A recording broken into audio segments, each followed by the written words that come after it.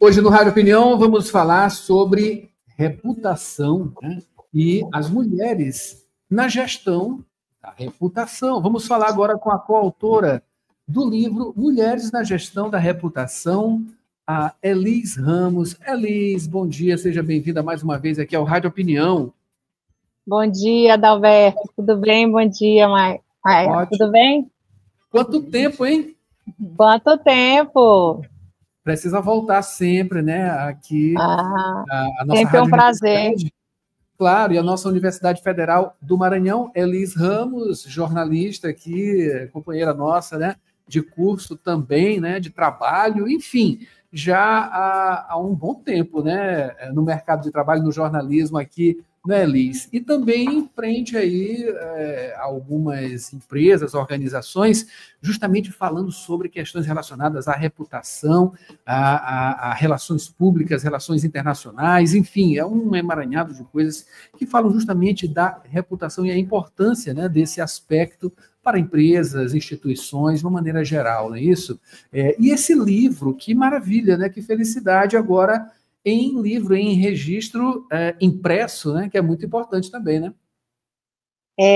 Tá sendo um processo muito legal, Adalberto, porque o que acontece? Primeiro, felicidade de estar aqui na rádio, né? Eu tenho felicidade de ter sido estagiária da Rádio Universidade, né? Foi um momento muito importante para mim ter começado a carreira aqui na rádio. Mas esse livro ele é legal porque ele faz parte de um projeto que chama O Poder de uma História. E ele é um projeto da Editora Líder, que ele está registrando a perspectiva feminina de profissionais em diversas áreas do empreendimento brasileiro. Então, nessa área de gestão de reputação, foram convidadas 27 mulheres que atuam nesse segmento. Então, eu tive a oportunidade, inclusive, de conhecer algumas colegas que eu não conhecia, outras que eram já com quem tive a oportunidade de trabalhar, e a gente compartilha os nossos aprendizados profissionais e o que nos trouxe até esse lugar de sermos especialistas nessa temática de gestão de reputação. E eu acho que isso ocupa também um lugar muito importante, porque quando você faz uma pesquisa sobre autores, existem muito menos autoras mulheres do que autores homens no Brasil. Então, quando você faz publicações direcionadas para a perspectiva feminina, você também ajuda a equilibrar essa balança. Então, acho que é um projeto bem bacana por isso. Maravilha. Eu queria só pedir perdão, Elis, eu acho que eu cometi uma gafe aqui. Você é RP, da comunicação na área de RP, é isso? Não, eu sou jornalista, mas eu acho que depois que a gente sai dos bancos da UFMA, caiu na rede é peixe, a gente se torna um profissional de comunicação e aí a gente está fazendo rádio, está fazendo TV, está lidando com a matéria de comunicação e usando isso em função do que a gente está lidando no dia a dia, do material humano, né? Porque eu acho que é a principal coisa que nós, comunicadores, fazemos. Usar a nossa habilidade técnica e fazer as melhores conexões humanas em prol de alguma causa. Verdade. As coisas acabam se misturando aí, não é, no mercado de trabalho, e a gente fica com medo de cometer a gafe também, né? Mas é jornalista com grande atuação nessa área. Enfim, na área de comunicação de uma maneira geral. Elis, você já veio em outros momentos aqui para falar sobre esse assunto também, né? E dessa vez agora com essa publicação que, como você já explicou aí, esses parâmetros, né, para entrar nessa publicação, enfim, e também sobre as problemáticas relacionadas justamente a essa reputação. O que mudou, né? O que mudou desde os bancos da faculdade, né? Isso aí lá nos idos dos anos 90, não é isso, Elis? Para hoje, né? A gente está aí quase entrando na década de 30, né, desse novo século, e o que mudou, né? O que mudou no mercado profissional e especificamente sobre esses direcionamentos empresariais e institucionais, né? A visão mudou, e o que mudou? Adalberto, eu acho que para mim mais mudou é o seguinte: no passado não muito distante, os meios de produção de conteúdo, eles eram muito centralizados na mão de poucos. E hoje eles estão muito difusos. Então, quem detém o processo de comunicação não é mais, não está mais na mão de poucas pessoas. Então, a gestão da comunicação, dos processos, eles não estão mais na fonte, mas muito mais na influência. É uma outra dinâmica. E quando a gente pensa também em impactar a imagem, a forma que é percebido, hoje a gente já pode dizer que a gente vive uma economia da reputação. Porque hoje, pensa bem, a gente já não compra mais um produto ou adquire um serviço pelo que ele diz. A gente compra um produto ou um serviço pelo que as pessoas falam daquele serviço. Pensa assim, quando você vai comprar um bem, você vai contratar um serviço, você pergunta para alguém se ele tem uma referência. Quando você vai comprar um carro, você vai comprar uma televisão, você pergunta quem tem uma referência ou já comprou um produto. Então, você usa a percepção dos outros sobre um produto ou um serviço, e é o que a gente chama da economia da reputação. Então, gerenciar esse processo de construção de percepção, que é o que agrega valor e é o que vai te ajudar a botar preço nas coisas, que pode ser o preço na carreira de alguém, o valor que eu vou dar para você ser contratado ou não para um cargo, ou o valor que eu vou dar maior ou menor para um serviço profissional, é o que a gente chama de gestão da reputação.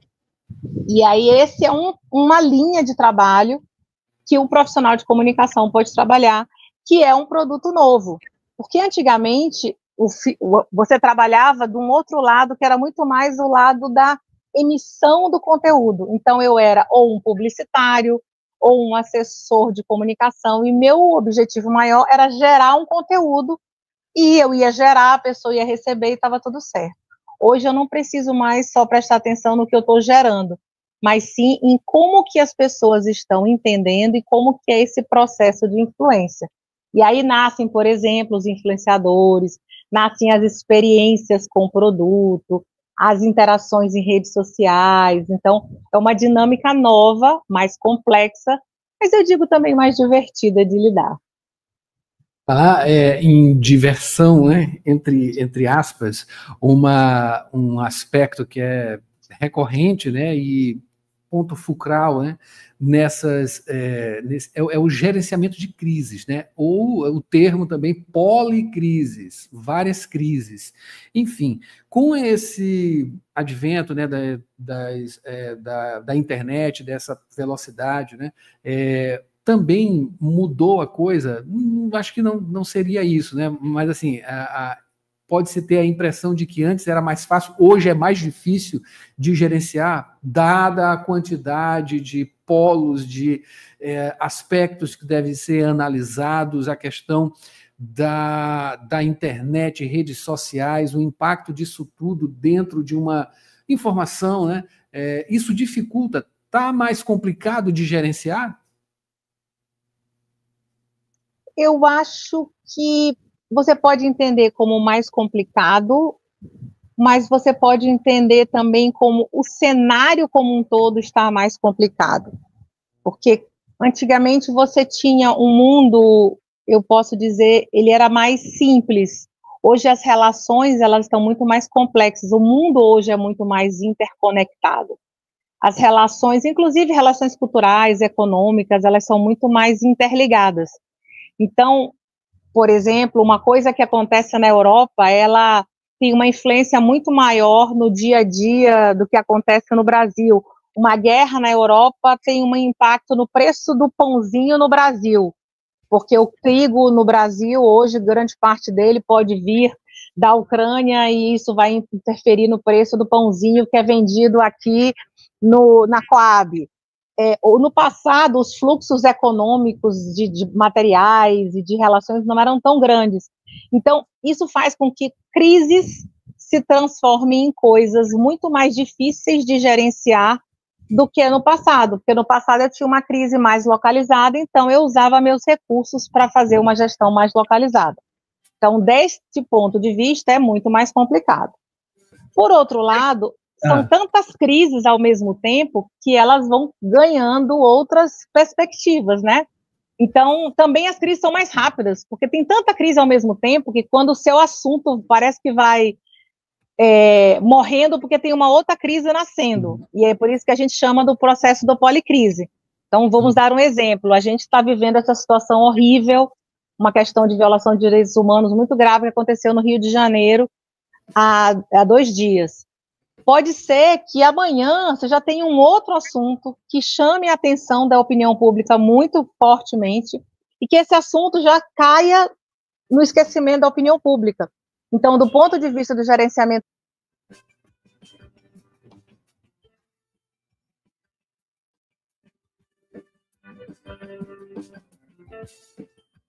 Perdemos o contato aqui com a Elis, a internet deve ter caído, alguma coisa nesse sentido. Vamos esperar ela voltar. Ela está voltando aqui, Elis. Elis, caiu, mas voltou, né? Caiu, mas voltou. Já voltamos. De volta. Você estava completando o raciocínio, né, trazendo aí a questão lá do Rio de Janeiro, né, enfim, direitos humanos. O que eu estava dizendo é que outra questão da gestão de crise é que nós temos tantas crises, por isso o conceito de policrise, que eu tenho uma crise muito grande de direitos humanos, por exemplo, que chamou uma atenção internacional, mas pode ser que amanhã ecloda uma nova crise, e essa crise, ela simplesmente caia, porque outra crise vai surgir no lugar. Então, o ciclo da crise, ela fica menor, porque outro vai chamar a atenção pública e aí o ciclo da crise fica menor. Antigamente, uma crise demorava muito mais tempo na opinião pública, porque o assunto ficava mais tempo na pauta.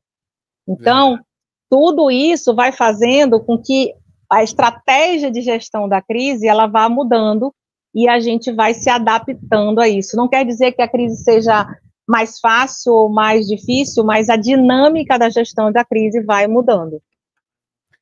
Elis, para a gente finalizar, você esteve recentemente aqui, né, na Feira do Livro, lançando essa obra. Eu queria que você falasse rapidamente dessa experiência e onde as pessoas podem encontrar, né, os nossos ouvintes, espectadores aqui, para ter acesso a esse livro.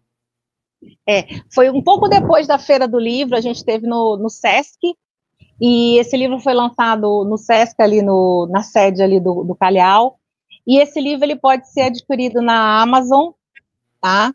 Você pode buscar, ele está disponível na Amazon, e quem tiver em São Luís, que tiver interesse, pode me procurar, que eu daria o maior prazer de autografar também. Maravilha, olha, muito bom, né? Esses assuntos relacionados à comunicação são muito bem-vindos sempre aqui, a gente acolhe com certeza sempre a possibilidade de ter também colegas, né, da comunicação aqui para falar sobre essas experiências. Elis, muito bom receber você de novo aqui para falar justamente agora, nesse momento muito bacana dessa publicação desse livro, né? No caso, o Mulheres na Gestão da Reputação. Acabei de conversar aqui com a Elis Ramos, jornalista, que faz parte, né, coautora dessa obra, Mulheres na Gestão da Reputação. Muito obrigado pela sua presença e informações, viu, Elis? Obrigada, sempre um prazer estar com a Rádio Universidade, ter um carinho afetivo muito grande. Maravilha, um bom dia, até a próxima. Até. E esse foi o Jornal Rádio Universidade desta quinta-feira. Mayra Nogueira, a gente volta, portanto, amanhã com mais informações, trazendo o roteiro cultural e também comentário de Paulo Pellegrini no esporte. Agora tem Sessão das 8, logo em seguida tem Sessão das 8 especial, né? Mulheres e vozes femininas hoje no Sessão das 8. Até amanhã. Até amanhã, Adalberto Júnior. Eu volto já com você, ouvinte, trazendo Sessão das 8 e muito mais.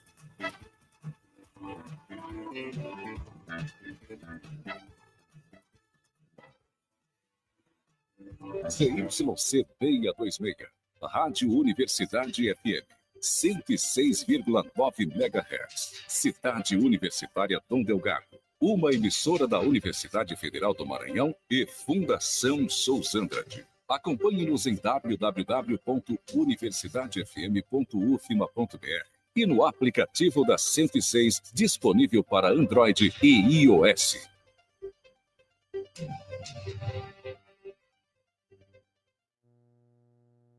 Você